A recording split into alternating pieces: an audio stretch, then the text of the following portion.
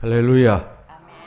예, 오늘은 삼위일체 주일입니다. 우리 기독교인은 삼위일체 하나님을 믿는 사람들입니다. 그러니까 삼위일체 하나님이 뭐냐, 어떤 개념이냐 하는 것을 우리가 잘 모르면 올바른 신자가 아닌 것입니다. 우리들 예수교라고 말합니다. 그래서 이 예수교라고 하는 말 속에는 좀 오해의 소지가 있습니다. 예수를 믿는 종교라고 하는 뜻이니까 그냥 예수님만 어떤 신앙의 대상으로 여기는 종교라고 착각하기 쉬운데 그게 아니라 기독교는 삼위일체 하나님을 믿는 종교입니다. 그래서 교회력 가운데 한 주간을 삼위일체 주일로 정해서 그 삼위일체 하나님에 대해서 설교하고 교육하고 가르치는 그런 전통이 기독교회의 역사 속에서 이어져 오고 있습니다. 통상 성령 강림절 후 그 다음 주일 삼위일체 주일로 지키는 이 삼위일체 주일부터 기독교회의 후반부 1년 연중 절기 중에 후반부가 시작됩니다. 그러니까 그것은 무엇을 말하느냐 할 때 이제부터는 우리가 이 삼위일체 하나님, 성부, 성자, 성령 하나님에 대한 신앙으로 계속 이제 무장해야 합니다라고 하는 의미가 있다고 할 수가 있겠습니다. 삼위일체 교리라고 하는 것은 기독교 신론의 가장 중요한 핵심입니다. 하나님은 누구인가? 어떤 분인가? 이걸 말할 때 삼위일체가 가장 핵심적인 그러한 교리가 된다는 것입니다. 신론, 기독교 신론이라는 것은 신에 대해서, 하나님에 대해서 가지는 논리, 관점 이런 뜻입니다. 그러니까 이 삼위일체는 성부, 성자, 성령, 삼위, 즉 세 위격, 영어로는 person이라고 말하고 라틴어로는 페르소나라고 그렇게 합니다만 이 세 위격이 위격할 때 위는 위치, 뭐 격상 뭐 그런 뜻 아니에요. 세 인격이 인격이라고도 표현해요. 세 인격으로 존재하지만은 그러나 그 본질, 에센스는 하나. 하나님이라는 본질은 하나이다는 것입니다. 그런데 거기에 그 하나님께서 세 위격으로 세 양태로 존재한다는 그런 의미가 아니라 세 위격이라는 그런 단어를 사용하고 있어요. 그러니까 양태라고 하는 이야기를 하면 그건 오랫동안 기독교에서 있어왔던 이단이 됩니다. 그러니까 이게 굉장히 중요한 개념입니다. 어렵기도 하고요. 이 삼위일체라고 하는 말을 제일 처음에 사용했던 사람은 2세기경의 교부신학자였던 터툴리안이라는 말입니다. 교부라고 하는 말은 이제 Father of Church, 영어로는 그렇게 이야기해요. 혹은 뭐 Church Father이라고도 말하는데 이것은 그 기독교 신학의 기초를 놓았던 그러한 어떤 그 신학자 혹은 또 유명한 그러한 사람들을 칭하는 말입니다. 이 사람이 삼위일체라고 하는 말을 최초로 사용했습니다. 이 삼위일체라는 단어는 성경에는 기록되어져 있지 않거든요. 그런데 이분이 이 말을 사용함으로 말미암아 하나님은 이러한 존재 양식으로 계시는구나 하는 것을 사람들이 깨닫게 되었습니다. 성경에는 이 말이 들어가 있지 않지만, 그러나 성경을 자세히 읽어보면 이 말이 맞구나 하는 것을 우리가 알 수 있단 말이죠. 그러니까 초기 기독교회나 혹은 사도행전이나 뭐 기타 뭐 바울이나 이런 사람들이 이 신앙을, 예수에 대한 신앙 또 성령님에 대한 신앙을 막 이 서신이나 이런 데서 기술을 하잖아요. 기술을 하는데 그게 삼위일체라는 이야기는 쓰여 있지 않지만은 이걸 후대의 사람들이 볼 때 좀 쭉 벗어나서 객관적으로 이걸 보니까 이 사람들은 하나님을 성부 하나님, 성자 하나님, 성령 하나님 다 이 세 위격의 하나님을 말하고 있고 고백하고 있고 신앙하고 있었다는 사실을 이제 발견했다고나 할까요? 알게 되었다고나 할까요? 그래서 그것을 정리한 것이, 그러면 하나님은 이런 삼위일체의 양식으로 존재하시는구나 하는 것을 알게 되었다는 것입니다. 제가 이렇게 열심히 설명해도 여러분들이 조금 헷갈릴 겁니다. 한 하나님이 어떻게 세 위격으로 존재하는가? 위격이라는 것은 펄슨이거든요. 펄슨은 사람, 한 사람이에요. 어떻게 한 사람이 세 사람이 한 분으로 존재하느냐, 이런 이야기입니다. 쉽게 이야기하면 펄슨이라는 말은 인격이니까 세 인격이 어떻게, 우리 한 사람에게는 한 인격뿐이잖아요. 제가 만약 이신기라고 하면 이신기라는 인격은 하나뿐이잖아요. 뭐 다른 인격이 제 속에 들어오면, 그러면 정신의학에서는 그거 뭐 다중인격이라는 말을 사용합니다만 그런 거 아니겠어요? 근데 어떻게 하나님이 한 분이신데 그게 세 위격이 있느냐? 우리가 이해하기 힘든 개념입니다. 그래서 기독교 역사상 가장 탁월하고 위대한 그 신학자였던 어거스틴조차도 이 삼위일체를 잘 이해하지 못했다. 그래서 믿음으로밖에 받아들일 수가 없었다라고 하는 이야기를 합니다. 유명한 종교개혁자 마틴 루터는 이런 이야기를 합니다. 삼위일체를 잘못 연구하면 목이 부러진다. 이게 굉장히 아슬아슬하고 위태위태하고 이게 잘 자칫하면 이단으로 빠진다, 이런 이야기입니다. 또 어떤 사람은 이런 말을 합니다. 삼위일체 교리가 전통 교리가 된 후에는 마귀는 삼위일체 교리를 역으로 이용해서 하나님을 셋으로 만드는 일에 열중하고 있다. 성부, 성자, 성령 하나님이잖아요. 그 셋이잖아요. 셋.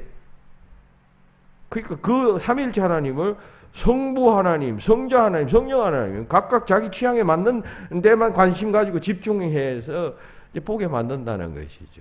위험하다는 것이죠. 자, 그런데 이 삼위일체 교리가, 기독교가 역사를 거쳐오면서 그 교리가 맞다라고 정리되고 확정되고 오늘날까지 이르러 오게 되고, 이 주장에서 벗어난 주장들은 대체로 다 정죄가 되었습니다. 이단으로.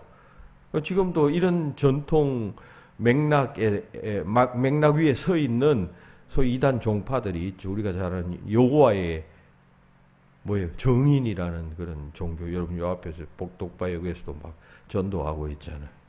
이 사람들 예수를 이 삼위일체 그 하나님의 한 분, 한 위격으로 보지 않습니다. 예수라는 분이 위대한 하나님의 계시자 정도를 넘어선 어떤 특별한 그런 분으로 이해는 하지만 삼위일체 하나님으로는 이해하지 않습니다. 그것도 열심히 하잖아요. 보통 이단이라는 것은 대부분 현대를 살아가는 사람들이 그 정에 그냥 메마르고 사랑에 메마르고 하니까 거기 빠져들어. 그 사람들은 그게 강하거든요. 자기 교회에 한 사람이 오면 그냥 온 마음 다해서 사랑으로 돌봅니다. 그건 처음 오는 사람이 무슨 교리를 알겠어요. 그 드러난 증거 보고 아는 것이지. 막 사랑으로 돌봐주고 하면 거기 그냥 빠지는 것이죠. 그 사랑에 그냥 젖어서 그 다음에 교리라는 것은 여러분들이 무슨 가르쳐 주니까 배워서 아는 것이지. 여러분들이 논리적으로 생각하고 판단해서 성경을 읽어서 그걸 여러분들이 그냥 발견하는 것인가요? 그래서 현대에서는 이 정통교회에서는 그 점이 매우 약하기 때문에 조심해야 됩니다. 하나님 보시면 정통교리에서, 바른 교리에서 그냥 이상한 교리로 사람을 빼앗기니까 마귀에게 빼앗기는 것 아니에요. 그런 점에서 잘 무장해야 한다라고 하는 거죠. 자, 그렇다면 이 삼위일체 교리는 어떻게 해서 생겨난 것일까요? 왜 성경에서 언급하지도 않는 이 교리가 생겨나게 되고 또 이걸 아주 중요하게 생각하게 되었을까요? 오늘 삼위일체 주일을 맞아서 이제 그 점을 생각하면서 하나님에 대한 바른 신앙, 삼위일체 하나님에 대한 바른 신앙을 우리가 가질 수 있어야겠습니다. 기독교인들이 삼위일체 하나님에 대해서 잘 모르면, 여러분 여기 일부분의 사람들은 무당 종교의 하나님을 기독교의 하나님으로 오해하고 착각하는 사람도 있을 것입니다. 옛날 우리 조상들이 믿던 무슨 하늘신, 하느님이라는 말은 하늘에 계시는 어떤 다른 존재라고 하는 개념 아니에요. 그 개념으로 여러분들이 기독교에서 말하는 하나님을 이해하고 계시는 분도 있을 것이고, 뭐 별별 신관이 있을 것입니다. 근데 신관이 잘못되면 신앙도 잘못되는 것이죠. 왜 삼위일체 교리가 생겨나게 되었을까요? 그 배경부터 알아보는 것이 필요하겠죠. 첫째, 이 삼위일체 신앙의 출발이 무엇이냐라고 하는 점을 생각해 보십니다. 이것은 신학자들이 삼위일체 교리를 만들어서 그 다음에 사람들이 이 삼위일체 교리를 믿고 고백하게 된 것이 아니라, 이건 그냥 초대교회 성도들이 자연스럽게 그냥 고백하고 표현한 신앙 고백을 후대의 신학자들이 체계화하고 정립한 신학사상인 것입니다. 그럼 삼위일체 교리의 출발점은 예수님을 하나님이라고 고백한 데서부터 시작하죠. 그죠? 마태복음 16장 16절에 보면 베드로가 주는 그리스도시요 살아계신 하나님의 아들입니다. 도마도 부활하신 예수를 만나보면서 오 나의 하나님, 나의 구주, 당신은 하나님이십니다 고백하잖아요. 거기서부터 삼위일체 교리가 출발하기 시작한다는 것입니다. 우리는 보통 예수님이 사람의 몸을 입고 왔으니까 뭐 하나님께서 보내신 분은 맞는데 뭔가 특별하고 위대하고 뭐 그런 정도라면 우리가 다 이해하고 공감할 텐데, 그보다 더 넘어서는 예수는 곧 하나님이시다, 어마어마한 고백 아니겠어요? 유대교에서는 그런 고백을 하는 자들을 다 죽였습니다. 신성모독이라고. 근데 초대교회 신자들은 그 예수를 하나님의 아들이라는 표현을 하나님과 동등된 자라고 하는 의미예요.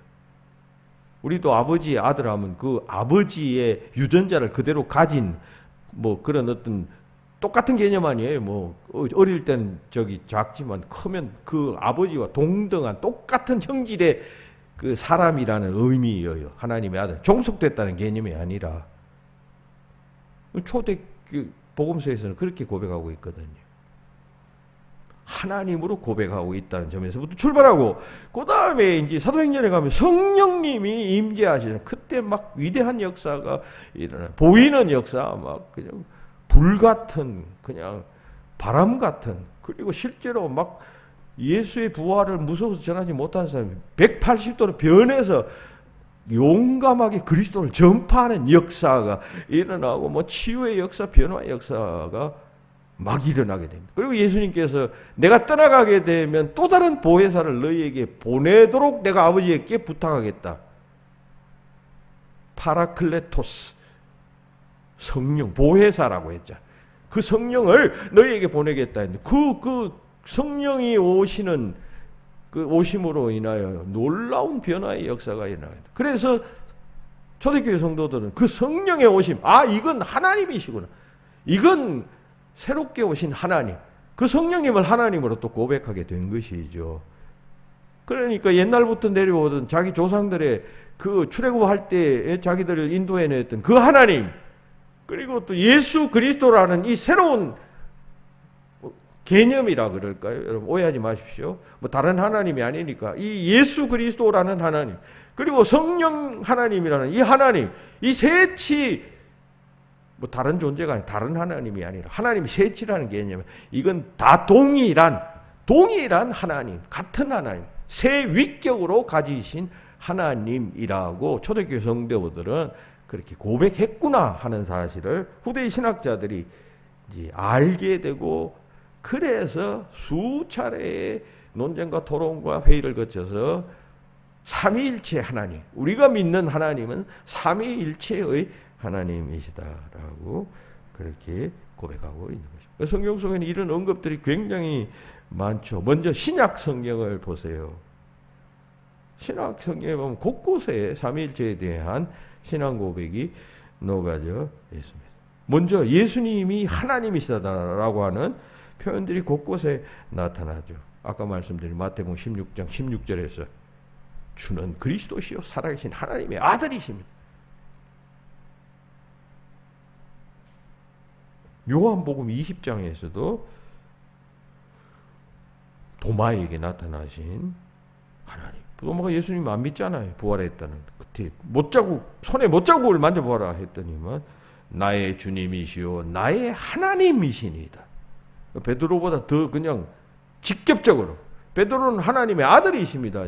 도마는 당신은 하나님이십니다. 신약 성경에 이렇게 예수에 대하여 이렇게 하나님이심을 고백하고 있죠. 그리고 예수님께서 부활 성천하신 후 약 추후 85년에서 95년 정도에 기록된 요한복음, 오늘 우리가 본문으로 읽었던 이 요한복음, 이게 그러면 부활 성천 그 주후 85년에서 95년이니까 부활 성천한 지는 몇 년입니까? 33을 빼면 몇 년 됩니까? 90년에서 한 33년 빼면 60년, 한 60년, 그 60년쯤이 지난 그 시점에 지금 이 요한복음이 쓰여진 것 아니에요. 그리고 여기 보면 태초에 말씀이 계시니라. 말씀이라는 것은 말씀으로 번역된 헬라 원어는 로고스예요.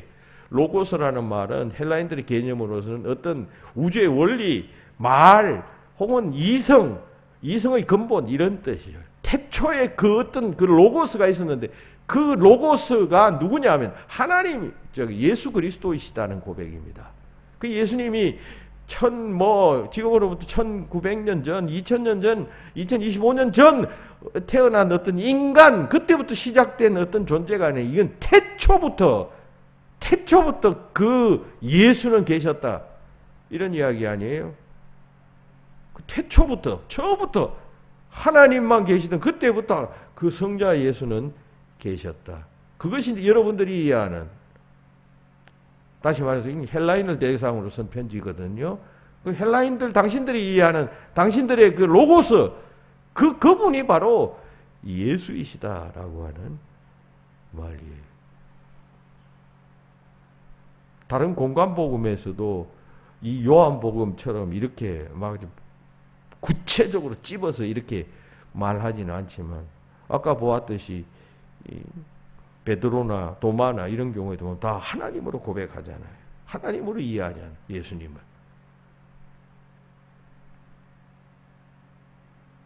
그러니까 성경 속에는 이런 개념들이 들어있으므로 그러니까 발견한 것이죠. 그 시대의 사람들은 예수가 누구인가 뭔가 특별하고 막 사람들 병 고치고 뭐 유명한 말을 하고 하니까 처음에는 인간적인 끌림으로 가다가 점점 더 들어보니까 이분이 하나님이시구나. 세상에 오신 하나님. 어마어마한 그냥 뭐라 그럴까요? 그냥 기적 이상의 어마어마한 사건이, 하나님이 인간 세상으로 직접 육신이 되어서 오신다는 것은, 여러분 이 세상에 그런 사람이 그런 존재가 어디 있어요? 예수님 한 분밖에 없는 것이죠. 어마어마한 역사가 일어났다는 사실을 그들의 삶과 신앙을 통해서 고백하게 되었던 것입니다. 우리가 전하는 예수는 그런 자이다. 너희가 만났던 예수는 그런 자이다. 우리가 지금 어떤 세상의 위대한 어떤 인간을 이야기하는 것이 아니라 그분은 태초부터 계셨던 로고스였다. 그 초대교회 신자들이 예수님을 그런 하나님으로 고백했던 것이죠. 또 성령님의 신성도 마찬가지예요. 이 성령님이 누구예요? 우린 통상 성령하면 하나님께서 유출된 어떤 힘, 파워, 능력, 막 치유하는 뭐 어떤 힘 이런 개념으로 이해하는 사람이에요. 어떤 지난번에 우리 계시던 그 목사님, 본목사님이 늘 기도할 때 습관적으로 하니까 습관적으로 하시는 분이 성령의 하나님 뭐라고 그렇게 기도하시는 걸 제가 몇 번 듣고 참 지적하면서 고쳐줄까 하다가 예? 성령의 하나님, 우리가 믿는 하나님은 이렇게 하나님의 일부분 혹은 또 무슨 하나님께로부터 유출된 어떤 파워, 능력 이런 게 아니라 이 성령 하나님 그 자체 본질은 하나님이에요. 하나님의 또 다른 한 person, 위격이다 말이죠. 그러니까 초대교회 성도들은 예수님 부활 성천하신 후에 이 하나님을 만나게 되었죠. 오순절날, 유대인의 오순절 날에 이 하나님을, 이 성령 하나님을 만나게 되었습니다. 그 하나님을 만나게 되자 제자들이 달라졌습니다. 다 숨고 도망하고 예수 십자가에 달려 돌아가셨으니 자기들 죽을까 싶어서 그냥 눈치 보며 그냥 끼리끼리만 그냥 피해가면서 그냥 숨고 자고 하다가 이 성령 하나님을 만나서 그 다음부터는 뭐 대제사장 앞에서 예수를 죽인 대제사장 앞에서 당신들이 죽인 예수는 하나님이십니다 외치게 된 것이죠. 그러니까 초기 기독교의 성도들이 볼 때 이렇게 우리를 용감하게 만든 그 힘, 파워, 이분이 하나님이시다. 그분이 하나님이시다 고백하게 된 것이에요.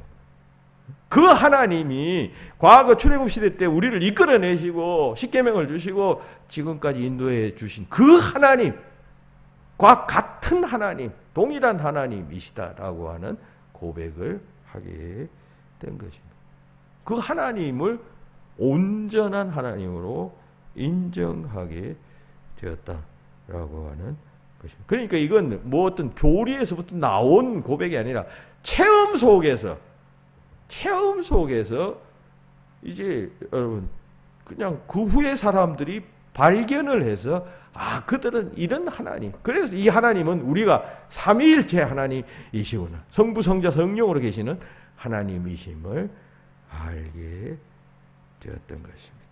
그래서 예수님께서 성천하시기 직전에 제자들에게 하신 유명한 말씀 있잖아요. 마태복음 28장 19절에 그러므로 너희는 가서 모든 민족으로 제자를 삼아 아버지와 아들과 성령의 이름으로 세례를 주고, 성부 성자 성령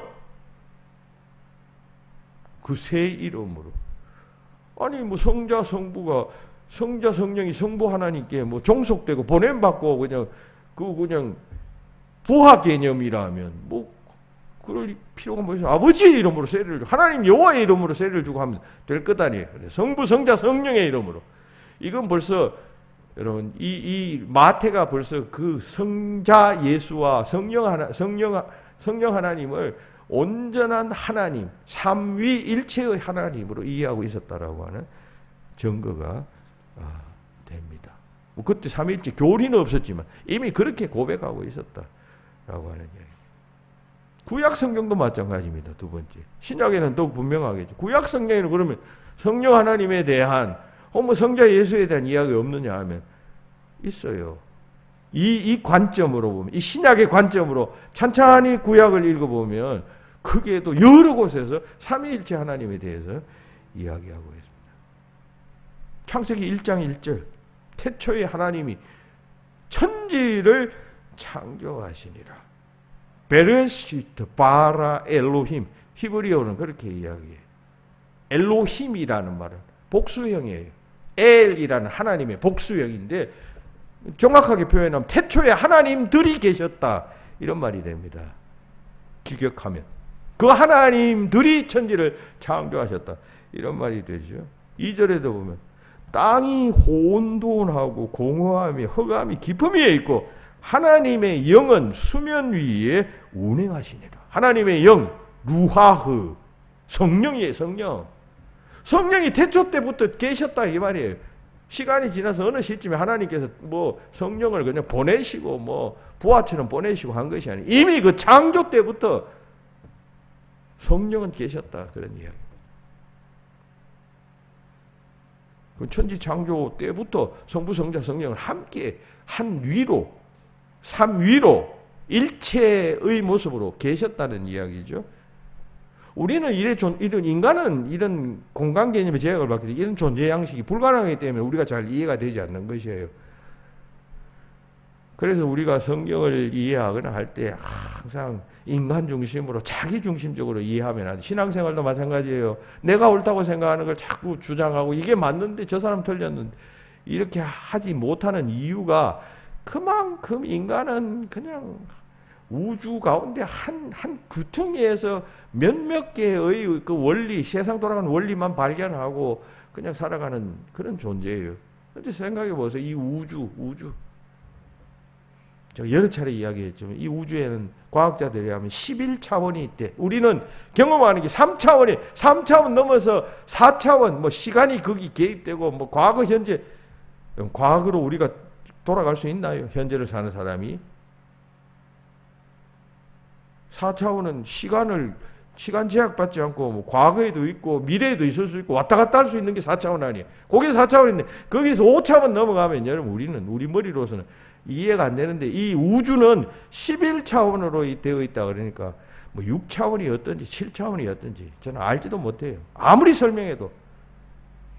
제가 그 아인슈타인의 그 상대성 원리를 이해하려고 매우 책을 많이 읽어봐고 해도 잘 이해가 안 돼요. 여러분들도 뭐 여러분들은 머리가 좋아 잘 이해하실지 모르지만 그 상대성 원리 그거 다 지금 아는 이야기 아니에요. 근데 그걸 이해하려고 해도 우리는 잘 이해가 안 돼. 시간 개념이 들어가고 뭐 이러면 이해가 안 돼요. 그러니까 여러분 신앙생활의 기본은 겸손이에요. 아주 미물 같은 아무리 그 사람이 위대하고 똑똑하고 해도 그냥 하나님이 창조하신 세상 속에서는 미물이에요. 미물. 어제 계단에 올라가다가 바퀴벌레 한 마리 잡았습니다만 여러분 바퀴벌레 같은 존재 그게 우리 인간이에요. 여러분 의미 없어요. 그냥 겸손해야 한다. 뭐 이야기 옆으로 나갔습니다만 어쨌든 성부 성자 성령 때부터 함께 계셨습니다. 창세기 1장 16절에서도 여호와께서 말씀하시되 우리의 형상대로 우리의 모양대로 우리가 사람을 만들자 하잖아요. 하나님께서 말씀하시는데 우리가 만들자. 여기서 우리는 여러분 단수가 아니잖아요. 복수잖아요. 성부 성자 성령 삼위가 서로 의논하는 그림이다라고 그렇게 해석들 합니다. 기독교는 하나님은 한 분이시되 삼위, 세위로 계신 하나님으로 알고 이해하고 믿습니다. 이건 그러니까 하나님을 그냥 딱 한 분 하나님이시다라고 하는 그런 신앙보다는 훨씬 진전된 어떤 무엇이죠? 그렇잖아요? 그러니까 지금 유대교인들이나 무하메드를 믿는 뭐라 그럽니까? 이슬람교는 여전히 유일신 하나님은 한 분이시다. 그거 고수하잖아요. 근데 그 사상과 이 삼위일체 하나님과는 그 엄청난 이 생각의 진전과 차원의 진전이 있어요. 그래서 기독교는 뭐 유대교나 혹은 이 이슬람보다는 상대가 안 될 만큼 여러분 진전된 그 고등 종교예요. 그걸 알아야 됩니다. 뭐 비슷하고 뭐 어쩌고저쩌고 하지만 차원 다른 이야기. 유대교에서는 한 하나님만 믿잖아요. 한 하나님. 단일 신론이라고 말하죠. 예수를 하나님으로 인정하지 않아요. 오히려 그냥 거짓 선지자라고 이야기를 합니다. 그런데 또 여러분 마호메트 교에서는 예수를 굉장한 선지자로 인정합니다. 단 예수를 신으로는 인정하지 않죠. 모든 선지자 가운데 뛰어난 선지자, 모세보다 더 위대한 선지자로 이해합니다. 그런데 하나님은 아니다는 것이죠. 근데 우리는 하나님으로 인정합니다. 왜? 성경에 기록된 기록과 또 그 초대교회의 여러 가지 사람들의 고백과 그리고 행동들을 통해 볼 때 그들은 예수를 하나님으로 믿었던 사람이었구나 하는 사실을 알게 되기 때문에. 그리고 그것으로 끝나는 게 아니라 그러면 뭐 이위일체 하나님과 예수는 동일하다 이런 정도가 아니라 그 다음에 예수께서 말씀하여 오신 그 성령님의 역사심과 기록을 보니까 역시 그 성령님도 또 다른 보혜사, 예수님께서 부활성천하신 후에 보내신다 하신 그 하나님, 물론 그 전부터 계셨지만 특별하게 역사하기 시작하신 그 성령 하나님, 그분도 하나님이심을 초대교회 성도들은 고백하게 된 것입니다. 자, 그런데 구약에 보면 지금 구약 이야기 하잖아요. 구약에 그럼 무슨 증거가 있느냐? 여러분이 잘 아는 신명기 6장 4절에 보면 쉐마의 말씀 있죠. 들으라라고 하면서 시작된 말씀. 이스라엘아 들으라. 우리 하나님 여호와는 오직 유일한 하나님이시니라고 말하잖아요. 구약은 우리 개신교에서 기독교에서의 경전이기도 하잖아요. 유대교의 경전이기도 하죠. 거기 보면 유일한 하나님이라고. 아니 그럼 유일한 하나님이 하나님은 유일한 이야기, 하나님 뿐이다는 이야기 아니에요. 성자 성령을 하나님이라고 하면 안 되잖아요. 이 말에 근거하면 유일한이니까. 그런데 히브리어에서 유일한이라는 단어, 두 단어가 있어요. 하나는 야히드이고 하나는 에하드예요. 야히드는 뭐냐 하면 이것은 산술적으로 한 개, 하나를 의미하는 말이고, 그리고 에하드라고 하는 단어는 여러 가지가 하나로 일치된 상태, 복합되어서 일치되어서 하나의 유니티를 형성한 상태, 이걸 여러분 에하드라고 말해요. 그러니까 야히드는 그냥 하나가 되어버렸으면 이거는 뭐 분리되지도 않고 그냥 그 하나가 되어버린 것이에요. 그죠? 이걸 뭐 떼서 뭐 다시 뭐 분리하고 이런 게 없고, 그게 야히드예요. 그런데 에하드는 그냥 다르지만 이게 어떤 부분에서는 유니티가 된다, 연합이 된단 말이죠. 하나가 된단 말이에요. 그런 의미에서의 유일한이에요. 하나님은 유일한 하나님 할 때 그 단어는 이 야히드가 아니라 에하드를 사용하고 있다. 그러면 여러분 여기에서 이 유일한이라는 개념은 삼위일체 개념으로 우리가 이해할 수가 있잖아요. 일체니까 삼위일체, 그 일체, 유니티로 계신 하나님이시다는 고백 아니에요. 그러니까 구약에서도 이렇게 삼위일체 하나님 개념을 우리가 추론해낼 수 있었다는 것입니다. 구약에서 이미 이 성령 하나님의 그 존재에 대해서, 양식에 대해서 말하고 있었지만, 뭐 사람들이 지식이라는 게 시대를 거쳐오면서 뭐 지식이 많아졌다가 또 없어졌다가 또 오랜 수천 년 동안 계속 같은 지식으로 지내온 경우들이 많잖아요. 그 유대인들은 성경 속에서 그런 사실을 발견하지 못한 것이죠. 예수 그리스도가 오시고 성령님이 오심으로 말미암아 하나님에 대한 이해의 폭이 확 넓어지게 된 것이, 눈이 확 뜨이게 된 것이죠. 하나님은 어떤 분이신가 하는 것을 쉽게 알게 된 것이죠. 그래서 하나님은 삼위일체 하나님이시다 라고 하는 고백에 이르게 되었던 것입니다. 두 번째 생각은 이러한 삼위일체의 교리에 대해서 이게 이제 이렇게 정착될 때까지는 오랜 교회 역사 한 400년, 300~400년이 걸렸거든요. 그렇게 정리되기까지 여러 가지 이제 다른 주장, 소위 이제 이단시 되어져 버린 그런 주장들이 있었는데 그것을 우리가 좀 알 필요가 있겠습니다. 초기 기독교회 때에는 여러 가지 이단적인 하나님에 대한 여기서 이단이라는 개념은 후대에 정한 잣대로 볼 때 이단이면 그 당시에는 얼마나 진지했겠습니까? 그렇지 않겠습니까? 이단시 되기 전까지는 뭐 자기들 나름대로 뭐 자기들은 하나님은 이런 분이다, 예수는 이런 분이다, 나름대로 의견을 가졌는데, 그러니까 그게 이제 후 시대에 와서 그것은 하나님에 대한 잘못 이해입니다 하면서 딱 이렇게 가르쳐서는 안 됩니다 하면서 정죄된 중요한 가르침이 몇 가지가 있어요. 그 첫 번째가 여러분 이게 유사 본질론이라는 것입니다. 아리우스라고 하는 사람이 말했던 유사 본질론. 유사 본질이라는 말은 유사하다는 것입니다. 본질이 비슷하다. 예? 동일 본질이 아니라 우리 삼위일체는 동일 본질 아니에요. 성부, 성자, 성령님은 다 한 본체의 하나님이니까 다 똑같은 하나님, 영광과 권세와 다 그 권위가 동등한 하나님으로 우리 정통교에서는, 고위 정통교에서 믿게 되었는데, 이 아리우스파에서는 유사 본질이다. 비슷하다는 거예요. 그 예수님은 그냥 보통 인간 정도가 아닌 것은 확실한데, 그렇다고 하나님과 동등하냐 할 때 그게 아니라 비슷하다. 그런 개념입니다. 그러니까 이 말 속에는 그 예수님도 피조물이시다. 하나님께서 창조하신 피조물인데, 인간처럼 이런 피조물이 아니라 이것보다는 훨씬 뛰어난, 마치 천사 같은, 혹은 또 천사보다 먼저 창조된 그런 형태의 피조물이다. 이게 유사본질의 근본 개념입니다.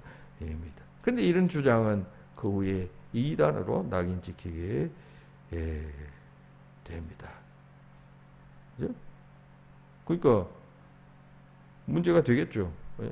하나님이 예수가 누구냐 할 때 그렇잖아요. 그리고 두 번째는, 그러니까 이 유사본질론은 소위 이제 그 유대교에서 말하는 그 하나님 개념, 하나님은 유일하신 하나님이시다라고 하는 그 사상에서부터 이제 뭐 예수가 그 정도까지 된다 막 이렇게 이야기를 하고 하니까, 뭐 양쪽에서, 이쪽에서도 삼위일체론을 주장하는 사람 쪽에서도 그건 아니고, 혹은 또 저쪽에서 봤어도, 유대교에서 보는 입장에서도 이것도 아니고 저것도 아니. 뭐 그러니까 이 사람들은 도태되어지고 말았다는 것입니다. 두 번째는 단일신론이라는 것이 있습니다. 단일신론이라는 말은 이게 영어로는 그 모나키아니즘이라고 말합니다. 모나키아니즘. 모나크라고 하면 군주라고 하는 뜻이거든요. 그러니까 일종의 단일 신존이라는 것은 하나님은 한 분이신데, 그 하나님이 뭐 성부, 성령 성령을 이렇게 막 군주처럼 다스려서 너 이거 해라, 저 해라, 이런 식으로 명령하듯이 너는 세상에 내려가서 인류 구원 사업을 하여, 이렇게 명령하는 관계, 일종의 종속적 관계죠. 그런 하나님으로 이해하는 관점입니다. 그리고 이 단일신론은 또다시 양태론적 단일신론이라는 개념의 주장과, 그리고 또 역동적 단일신론이라는 주장으로 나뉘게 됩니다. 양태론적 단일신론은 뭔가 하면, 어떨 때는 하나님께서 성부 하나님으로 나타나시고, 천지 창조할 때 성부 하나님으로 나타나시고, 또 2000년, 지금으로부터 약 2000년 전에는 성자 하나님으로 나타나시고, 그리고 또 얼마 후에는 성령 하나님으로 나타나셔.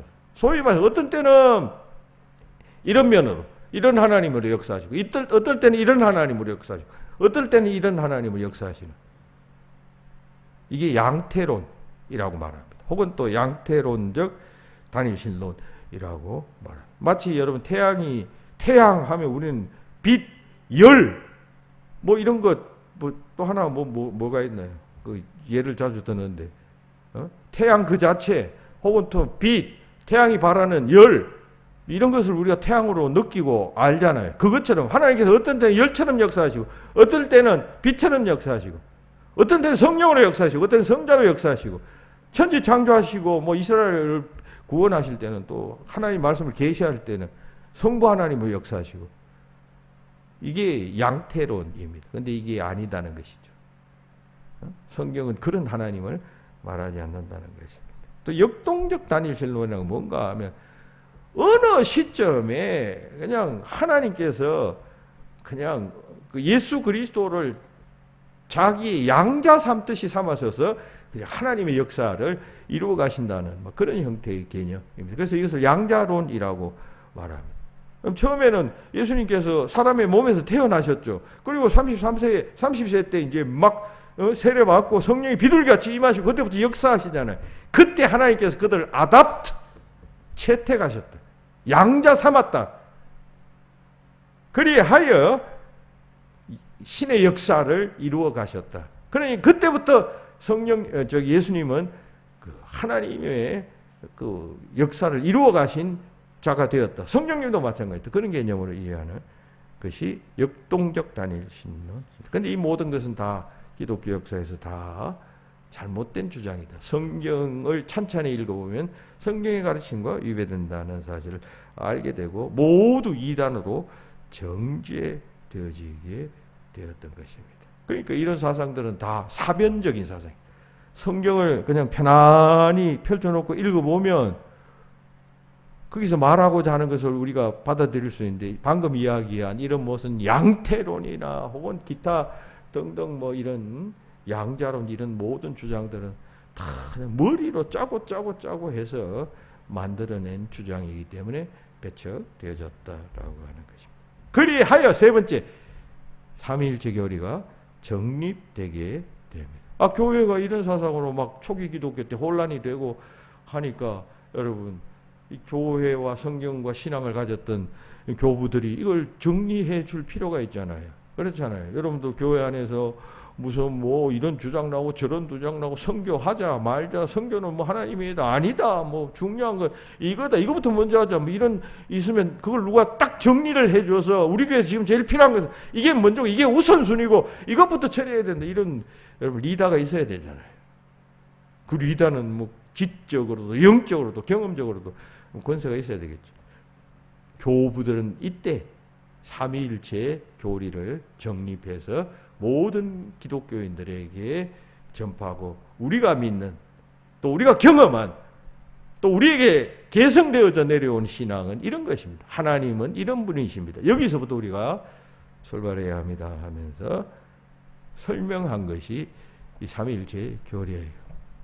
그 대표적인 회의가 325년, 추후 325년 니케아에서 처음으로 이 문제를 거론하기 시작합니다. 소위 교회 공의회라는, 예루살렘 사도행전 15장을 보면 예루살렘 공의회라는 회의가 모이죠. 최초의 기독교 그 총회.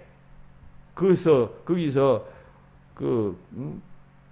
복음을 전할 때 할례밖에 하지 않아도 된다. 단지 우상에게 섬기던 제물만 먹지 않으면 이방인들이 할례를 받게 하지 않아도 기독교를 전할 수 있다. 그런 방법이 옳다 결정하잖아요. 그래서 교회가 그때부터 막 확산되기 시작한 것처럼 그게 일대 회의예요. 그러다가 주 325년 니케아 공의회라는 그 공의회에서 하나님은 어떤 분인가 토론하게 되고 정리하게 되고, 그러다가 381년, 그러니까 몇 년 후에요. 이게 그냥 한 50년, 55년 후쯤 되죠. 55년 후에 콘스탄티노플이라고 하는, 그 당시에 그 유럽 지역에서, 로마 지역에서는 3대 도시 중에 하나죠. 그리고 후에 이 콘스탄티노플은 동로마 제국의 수도가 되잖아요. 거기서도 회의를 했는데, 거기서 이제 최종적으로 하나님은 이런 하나님이다, 삼위일체 교리를 정립하게 된 것입니다. 그것을 니케아 콘스탄티노플 공의회라고 그렇게 말하기도 합니다. 줄여서 니케아 공의회라고도 합니다. 앞에 모였던 회의도 니케아 회의인데, 그 다음에 모였던 니케아와 콘스탄틴 공의회를 니케아 공의회, 혹은 또 거기서 채택된 신조를 니케아 신조라고 말합니다. 그 니케아 신조는 우리 기독교의 뿌리가 됩니다. 이때 뿌리라는 것은 뭐 천주교와 개신교가 갈라기 훨씬 전이니까, 여러분 천주교와 기독교 갈라진 건 1600년대 아니에요. 이거는 300년대니까 공통의 뿌리를 우리가 가지고 있는 것이죠. 동일하게 구교에서도 그 뿌리 위에 서 있고 우리도 그 뿌리 위에 서 있는 것이, 거기서 하나님은 삼위일체 하나님이다라고 말하게 됩니다. 지금 우리가 사도신경을 고백하는데 뭐 전체 뼈대는 같은 것입니다. 하나님은 어떤 하나님이신가? 예수님은 누구신가? 특히 예수님에 대한 고백이 많이 나옵니다. 예수님은 뭐 그냥 어느 시점에 어느 성부 하나님으로부터 유출된 분이 아니라 창세전부터 계시고 그때부터 하나님과 영광과 권세가 동등하신 분, 이런 결정을 온전하게 내리게 돼요. 물론 그건 다 성경에 있는 이야기지만 더욱 신앙생활 잘 하라고 믿는 신자들이, 당신들이 믿고 고백하는 그 예수님이 누구신가 하는 것을 우리가 잘 알아야 제대로 믿을 것 아니에요. 잘못 믿으면 엉터리로 믿고 지 맘대로 믿고 지식대로 믿을 것 아니에요. 교회에서 신앙생활 엉뚱하게 하는 사람은 대부분 보면 신관들이 잘못되어져 있어요. 옛날 할아버지, 할머니, 자기 아버지 거기서부터 쭉 내려오는 그런 신앙의 뼈대 위에 선 사람들은 그 점을 매우 조심해야 돼요. 신학적 체계 위에 서 있지 않고 그렇게 전성되어진 신앙을 가진 사람들은 잘못된 신앙에 빠지고 싶죠. 그게 전문적으로 것이죠. 그래서 이 삼위일체 교리가 정립되게 되고 그 신앙 위에 이제 서서 만약 오늘날에 여호와의 정인 같은 데서 그 사람들 해 복장들 보세요. 얼마나 단정하고 깔끔하고 깨끗하고 얼마나 정숙하게 해다닙니까? 근데 그것으로 그 신앙이 옳다 그러다를 판단하는 것이 그들이 가르치는 교리가 어떤 교리인가? 그것이 성경에 맞는가 안 맞는가? 그게 제일 중요한 잣대 아니에요. 아무리 깨끗한들, 아무리 정숙하고 도덕적으로 여러분 뛰어난들, 그게 하나님의 말씀이 성경의 가르침과 다르면 그건 아닌 것이죠. 그러니까 이런 교회의 결정이 중요한 판단의 준거가 된다는 것입니다. 그리하여 하나님은 삼위일체 하나님이시다라고 하는 말을 하게 된 것입니다. 시간이 너무 오래 갔네. 예, 그 정도로 제가 다 못한 정작 중요한 건 지금부터인데 다음에 또 이야기할 수 있을 거라고 생각됩니다. 어쨌든 우리는 삼위일체 하나님을 믿는 신앙인입니다. 그러므로 이걸 우리가 잘 이해하고 이 삼위일체 하나님은 어떤 때는 하나님, 어떤 성부, 어떤 성자, 어떤 성령 이런 개념이 아니라 이건 일체예요. 그걸 신학적으로 페리코레시스라고 말해요. 페리코레시스. 상호 존재, 서로 내가 그 안에 있고 그가 내 안에 있는 그런 존재의 양태. 예수님께서 요한복음에 그 말씀하셨죠. 내가 너희 안에 있고 아버지 안에 있고 아버지가 내 안에 있는 것 같이 너희도 너희들 안에 서로 또 너희가 내 안에 그렇게 거하라 이런 말씀하시잖아요. 매우 어려운 이야기지만 그래서 교회는 공동체의 교회예요. 우리가 구원받기 위해서 하나님께서 개인적으로 밤에 잘 때 침실에서 나타나서 역사하시고 하시면 끝나는 것 아니에요. 근데 왜 교회에 나와서 구원받게 하고 교회에서 사람들과 어울리는 가운데서 하나님의 진리를 깨닫게 하셨을 거예요. 하나님의 존재의 양식이 삼위일체, 페리코레시스의 형태를 취하기 때문에 우리도 여러분 그런 가운데서 하나님의 구원을 이해하라고 교회를 세워주신 것이에요. 이 사실 잘 알고 삼위일체 신앙에 대해서 의문이 있을 때는 언제든지 또 토론하고 또 질문하시고 그렇게 해서 여러분들이 신앙이 이 점 위에 굳건하게 서 있어야 합니다. 여러분 기독교의 신앙은 다른 종교의 신앙보다는 훨씬 진전된 발전된 그리고 하나님의 존재 양식을 가장 근접하게 여러분 발견한 여러분 종파예요. 따라서 여러분들은 축복된 자, 선택된 자라고 할 것입니다. 이 삼위일체 신앙으로 날마다 승리하시는 여러분들 되시기를 주의 이름으로 축원합니다. 기도합시다. 하나님 삼위일체 주의를 맞아 하나님에 대해 더 알게 하시니 감사합니다. 하나님은 성부, 성자, 성령 삼위로 존재하시고 이 삼위